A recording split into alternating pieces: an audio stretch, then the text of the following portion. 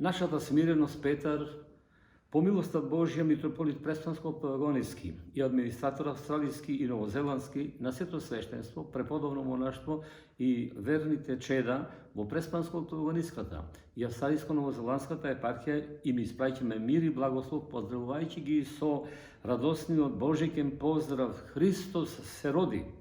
Да воскликнеме сите во еден глас: веселете се небеса, радувајте се земјо. Да се радуваме зашто Синот Божи слегува од небесата на земјата, вели Свети Григори Богослов. По милоста Божја, еве, пак се собравме во нашите цркви и манастири да го прославиме Божик, Христовото рождество. Богобладенецот повторно дојде во нашите животи и покрај сите потреси, сомневања, стравови, кои ние и светот ги доживуваме.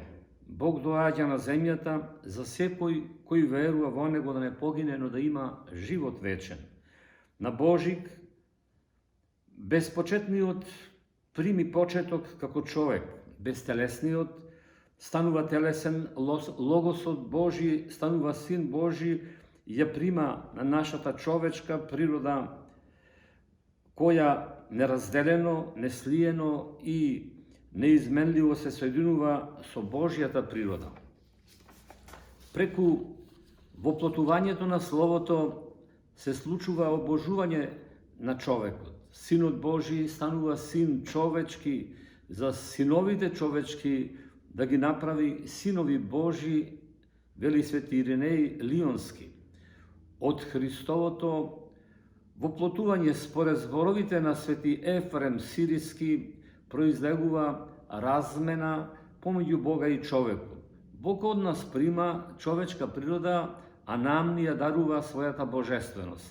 Ете, во Него се соединети Божјото и човечкото, кои меѓу себе општат преку личноста на Синот Божи. Небото и земјата се соединија, Бог и човекот се измирија. Пејќи Христос е неизменлив, за да ја сокрие својата божественост, врз себе ја зеде нашата ограничена човечка природа и постана човек за нас да не направи учесници во својата вечна слава. Или, како што ни говори богомудриот Григори Богослов, со своето воплотување да не врати во онаа благосостојба во која човекот се наоѓал пред своето паѓање во грев. Христовото доаѓање во светот се случува во тишина и тајна. Витлеем е слика на светот кој не го препозна својот Спасител.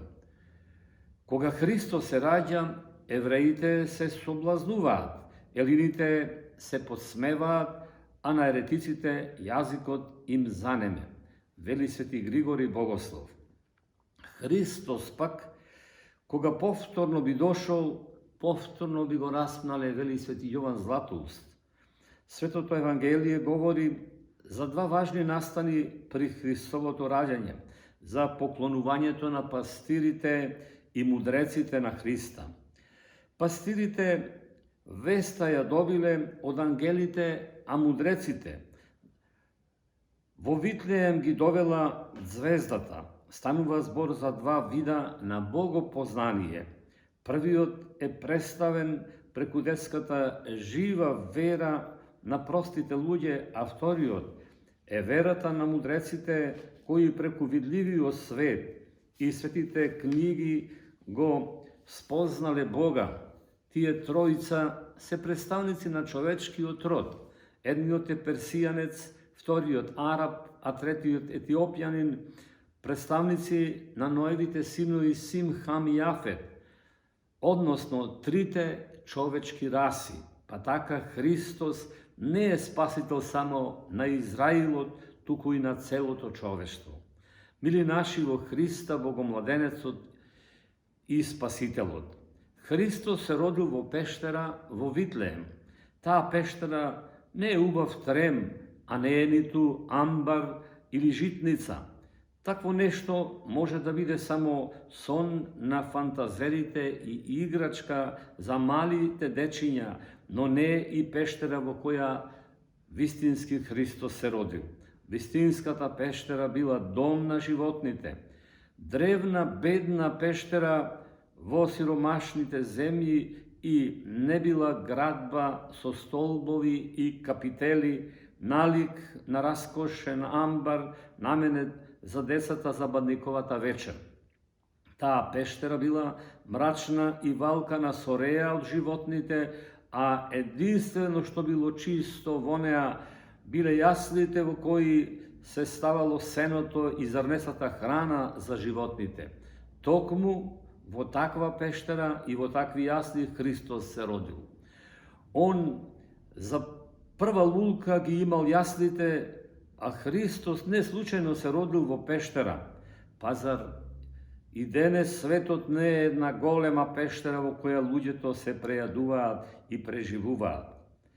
Кога на земјата се случува нешто необично и ново, тогаш сите се прашуваат што значи тоа, зошто Синот Божи слезе на земјата, што донесе Он со себе и како ние можеме да се сретнеме со Него.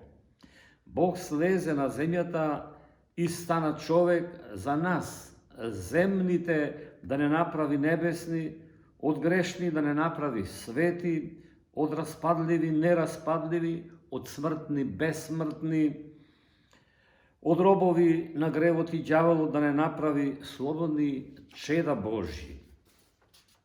Со воплотувањето на Месијата, Христос, на светот му се дарувани вселенска радост и мир, вели свети Григори Палама. Христос и носи мир на немирната душа која е разболена од гревот. Христос е единствениот кој на човечкото срце може да му дарува мир и спокој, па затоа Он вели: мирот свој ви го оставам, мирот свој ви го давам. Никој не може да има мир ако во себе го нема Христа и не живее според неговите заповеди. Безпокојството на земјата се случува заради отсуството на Христа во нашите души и срца. Христос доаѓа во светот за да направи таинствена средба меѓу Него и луѓето. Возљубени чеда во новородениот Спасител. Христос се раѓа во оној кој денес ќе го сретне својот ближен и поттикнат од љубов ќе му посака секако добро. Христос се раѓа во овој свет, во оној кој денес ќе го подигне паднатиот и ќе му даде рака на стариот и немојшниот, ќе му пружи утеха на болниот. И лек Христос се раѓа во оној кој на жедниот за знаење ќе му ја соопшти вистината, на болниот животот, а на заталканиот ќе му го покаже патот Христа Спасителот. Христос се раѓа во оној кој поколебаниот ќе го охрабри и со осамениот збор два ќе размени. Христос се раѓа во оној кој ја гледа добрината на децата, полетот во младите и грижата на родителите и старите. Христос се раѓа во оној кој денес скараните ќе ги измири, навредените и натажените ќе ги утеши, а на невоздржаните и исполнетите со омраза ќе им прости. Христос се раѓа во секој од нас кој работи и мисли на своите должности, на задачите своји, на работата, на обврските, кој сето ова го чувствува како повик од Бога, а притоа заборава на својата користолюбивост, заборава на заработката и на интересот. Возљубени чеда на нашата света православна македонска црква, празнувањето на Божи започнува со собирање на родителите и децата околу домашното огниште. Семејството се исполнува со вера, надеж и љубов во Бога, очекувајќи го Христа да се роди во нас. Кога говориме за семејството, должни сме да го разбереме како домашна или мала црква или Господов дом. Семејството е исто така и иднината на државата и на нацијата, а таа е всушност и животот на црквата.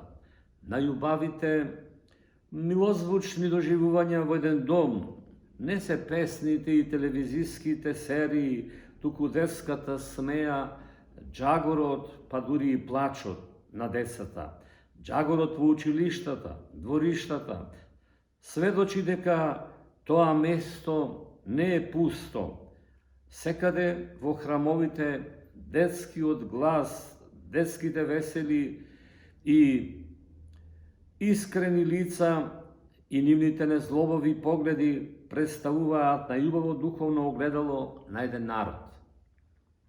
Попусто зидаме кули и градови, попусто зидаме згради, училишта и градинки, ако природниот наталитет на нашето население е недоволен да го зголеми прирастот на еден народ. Според денешната состојба на нашиот наталитет, особено македонскиот, сите ние градбите што ги градиме, за брзо време тие ќе зјаат и ќе бидат напуштени.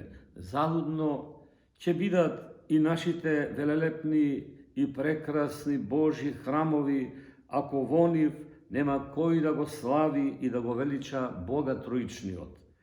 Црквата наша, заедно со државата и институциите во неа, должна е да најде начин за зголемување на наталитетот меѓу македонците, зашто токму кај македонците е најзагрозен наталитетот, тоа е среќањето на децата.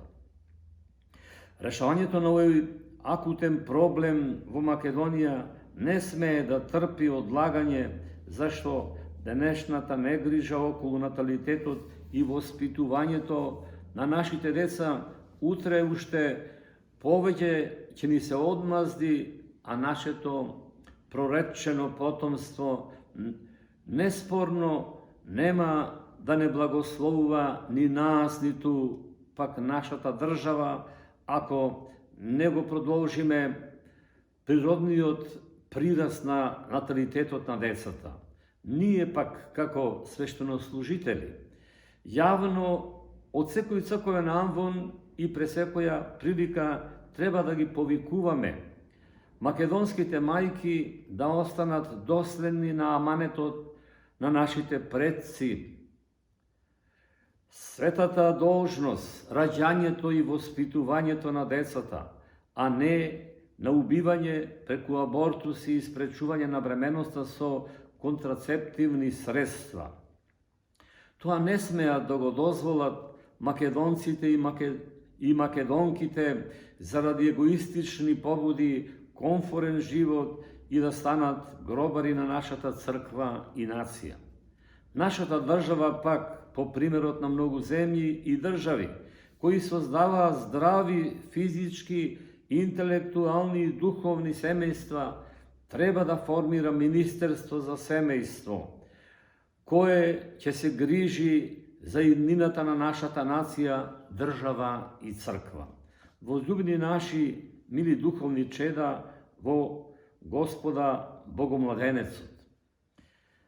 Сведувањето на бракот само на сетилни задоволства, на задоволувањето на телесните страсти во денешно време представува демонстрација на потполно неразбирање на светата тајна брак.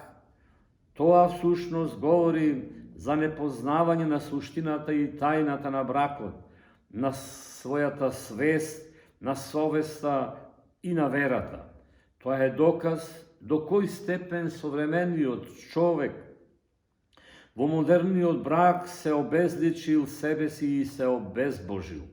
Може би причината за ваквата состојба се крие и во тоа што многу млади брачни другари, сопружници влегуваат во брак сосема неподготвени, убедени дека во бракот ќе најдат самоуживања и задоволства, а забораваат дека во бракот има обврски и должности.